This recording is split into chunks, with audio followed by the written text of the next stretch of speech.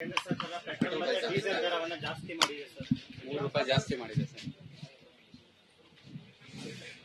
ಮೊದಲಿನಿಂದಲೂ ಕೂಡ ಈ ಸಮಸ್ಯೆ ಬರುತ್ತೆ ಅನ್ನೋದು ಬಹಳ ಚೆನ್ನಾಗಿ ಕೇಂದ್ರ ಸರ್ಕಾರಕ್ಕೆ ಗೊತ್ತಿದೆ ಮತ್ತು ಇದನ್ನ ಯಾವ ರೀತಿ ಹ್ಯಾಂಡಲ್ ಮಾಡಬೇಕು ಅನ್ನೋದು ಕೂಡ ಅವರು ಮಾಡ್ಕೋಬೇಕಾಗಿತ್ತು. ಜೊತೆಗೆ ಈ ಸಂದರ್ಭದಲ್ಲಿ ಅನೇಕ ಅಗತ್ಯ ವಸ್ತುಗಳ ಬೆಲೆ ಜಾಸ್ತಿ ಆಗ್ತಾ ಇರುವಂತಹ ಸಂದರ್ಭದಲ್ಲಿ ಮತ್ತೆ ಡೀಸೆಲ್ ಪೆಟ್ರೋಲು ಈ ಬೆಲೆಗಳನ್ನು ಜಾಸ್ತಿ ಮಾಡ್ತಕ್ಕಂಥದ್ದು ಕೇಂದ್ರ ಸರ್ಕಾರದ ನೀತಿಗಳನ್ನ ಎಕ್ಸ್ಪೋಸ್ ಮಾಡಿದೆ. ಅವರು ಜನಪರವಾಗಿ ಇಲ್ಲ ಅನ್ನೋದನ್ನ ಇವತ್ತು ಎಕ್ಸ್ಪೋಸ್ ಮಾಡಿದೆ. ಇದನ್ನ ಮಾಡಬಾರ್ದಾಗಿತ್ತು. ಯಾಕೆಂದ್ರೆ ಇವತ್ತು ಜನ ಈಗಾಗಲೇ ಅಗತ್ಯ ವಸ್ತುಗಳಿಗೂ ಒಂದೂ ಸಿಗ್ತಾ ಇಲ್ಲ, ಎರಡನೇದು ವಿಪರೀತ ಬೆಲೆಗಳಾಗಿದೆ. ಇಂಥ ಸಂದರ್ಭದಲ್ಲಿ ಮತ್ತೆ ಡೀಸೆಲ್ ಪೆಟ್ರೋಲು ಸಬ್ಸಿಡಿ ಮಾರಾದ್ರೆ ಅವರು ಅಬ್ಸರ್ವ್ ಮಾಡ್ಕೋಬೇಕಾಗಿತ್ತು. ಅಬ್ಸರ್ವ್ ಮಾಡ್ಕೊಂಡಿದ್ದಿದ್ರೆ ಒಂದಷ್ಟು ದಿವಸ ಜನಸಾಮಾನ್ಯರಿಗೆ ಅನುಕೂಲ ಆಗ್ತಾ ಇತ್ತು ಅಂತಕ್ಕಂಥದ್ದು. ಹಾಗಾಗಿ ಅದನ್ನ ಕೇಂದ್ರ ಸರ್ಕಾರ ಮಾಡಬಾರ್ದಾಗಿತ್ತು. ಸರ್, ರಾಜ್ಯ ಸರ್ಕಾರದ ಯೂನಿಫಾರ್ಮ್ ಕೋಡ್ ಏನಿದೆ ಇದು ಬಹಳಷ್ಟು ಚರ್ಚೆ ಆಗ್ತಾ ಇದೆ.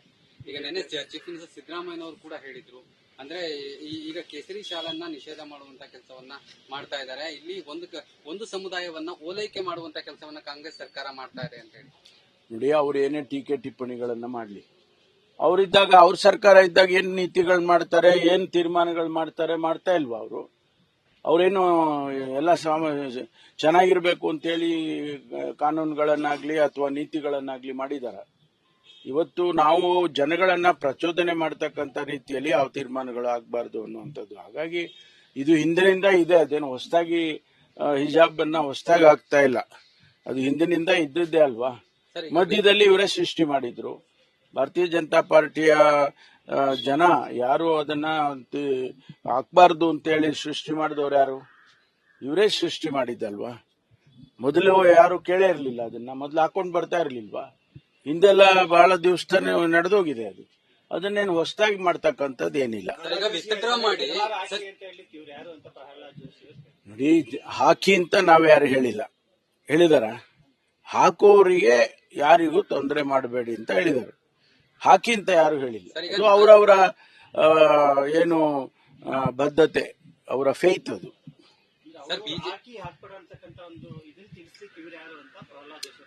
ನಾವು ಹೇಳಿಲ್ಲಲ್ಲ ಹಾಕಿ ಅಂತ ಹೇಳಿದೀವ. ಸರ್, ಈಗ ಪ್ರಶ್ನೆ ಬಂದಿರುವಂತದ್ದು ಹಿಜಾಬ್ಗೆ ಪರ್ಮಿಷನ್ ಕೊಟ್ಟಿದ್ದಾರೆ, ಆದ್ರೆ ಅವ್ರೇನ್ ಬೇಕು ನೋಡ್ರಿ, ಸರ್ಕಾರ ತೀರ್ಮಾನ ಮಾಡಿದೆ. ಅವ್ರೇನ್ ಬೇಕಾದ್ರೂ ಟೀಕೆ ಟಿಪ್ಪಣಿ ಮಾಡ್ಕೊಳ್ಳಿ. ಸರ್, SIR ಎಂಟರ್ ಆಗ್ತಾ ಇದೆ ಕರ್ನಾಟಕಕ್ಕೆ, ಸಾಕಷ್ಟು ವಿರೋಧ ಕೂಡ ವ್ಯಕ್ತ ಆಗ್ತಾ ಇದೆ. ಚೀಫ್ ಮಿನಿಸ್ಟರ್ ಕೂಡ ಮೀಟಿಂಗ್ ನಡೆಸಿದ್ರು. SIR ಬಗ್ಗೆ ನಮಗೆಲ್ಲರಿಗೂ ಕೂಡ ಅನುಮಾನಗಳಿದಾವೆ. ಅದು ವೆಸ್ಟ್ ಬೆಂಗಾಲ್ನಲ್ಲಿರ್ಬೋದು, ಬೇರೆ ಬೇರೆ ರಾಜ್ಯದಲ್ಲಿರ್ಬೋದು, ಎಲ್ಲೆಲ್ಲಿ SIR ಮಾಡಿದ್ದಾರೆ ಅಲ್ಲೆಲ್ಲ ಇವತ್ತು ಅನುಮಾನಗಳು ಹುಟ್ಕೊಂಡಿದ್ದಾವೆ.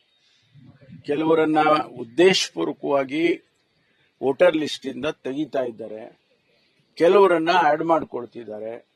ಮತ್ತು ಈಗ ಮೊನ್ನೆ ನಡೆದಂತ ವೆಸ್ಟ್ ಬೆಂಗಾಲ್ ಚುನಾವಣೆಯಲ್ಲಿ ಅದು ಹೆಚ್ಚು ಕಡಿಮೆ ಜನಸಮುದಾಯಕ್ಕೆ ಅರ್ಥ ಆಗಿದೆ.